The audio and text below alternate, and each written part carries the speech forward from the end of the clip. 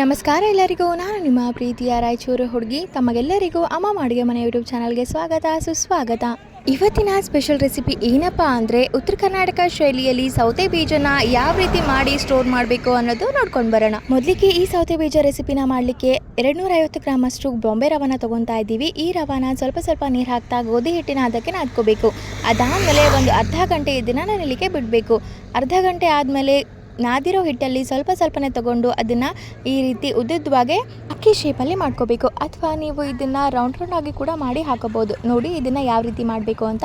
ಸ್ವಲ್ಪ ಹಿಟ್ಟನ್ನು ಒಂದು ಕಡೆ ಇಟ್ಕೊಂಡು ಅದಾದಮೇಲೆ ಅದನ್ನು ಸ್ವಲ್ಪ ಕಟ್ ಮಾಡಿದರೆ ಈ ರೀತಿ ಅಕ್ಕಿ ಶೇಪಲ್ಲಿ ಆಗುತ್ತೆ. ಕೆಲವೊಬ್ಬರು ಉಂಡೆ ಮಾಡಿ ಅದನ್ನು ಪ್ರೆಸ್ ಮಾಡ್ತಾರೆ ಬಟನ್ ಶೇಪಲ್ಲಿ, ಆ ರೀತಿ ಕೂಡ ಮಾಡ್ಕೋಬೋದು. ಅಥವಾ ಕೆಲವೊಬ್ಬರು ಉಂಗುರ ಶೇಪಲ್ಲಿ ಮಾಡ್ತಾರೆ, ಆ ರೀತಿ ಕೂಡ ಮಾಡ್ಕೋಬೋದು.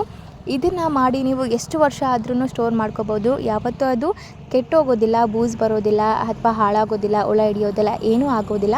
ನೀವು ಎಷ್ಟು ವರ್ಷ ಹಳೇದಾಗುತ್ತೋ ಅದು ಅಷ್ಟು ಕ್ವಾಂಟಿಟಿಯಲ್ಲಿ ಜಾಸ್ತಿ ಆಗುತ್ತೆ. ಅಂದರೆ ಫಾರ್ ಎಕ್ಸಾಂಪಲ್ ಇವಾಗ ಅಕ್ಕಿನ ನಾವು ಎಷ್ಟು ಹಳೆ ತೊಗೋತೀವೋ ಅಷ್ಟು ಅನ್ನ ಜಾಸ್ತಿ ಆಗುತ್ತೆ. ಅಂದರೆ ಸ್ವಲ್ಪ ಅಕ್ಕಿನ ಬಳಸ್ಕೊಂಡ್ರೆ ಜಾಸ್ತಿ ಅನ್ನ ಮಾಡ್ಬೋದು. ಅದೇ ರೀತಿಯಾಗಿ ಇದನ್ನು ಸಹ ನೀವು ಎಷ್ಟು ಹಳೇದು ಮಾಡ್ತೀರೋ, ಎಷ್ಟು ವರ್ಷ ಹಳೇದಾಗುತ್ತೋ ಅಷ್ಟು ಕ್ವಾಂಟಿಟಿಯಲ್ಲಿ ಜಾಸ್ತಿ ಇದು ರೆಸಿಪಿ ಆಗುತ್ತೆ. ಅಂದರೆ ನೀವು ಒಂದೇ ಟೀ ಕಪ್ ಮಾಡಿದರೆ ಅದು 2 ರಿಂದ 3 ಟೀ ಕಪ್ ಅಷ್ಟು ಆಹಾರ ನಮಗೆ ಬರುತ್ತೆ.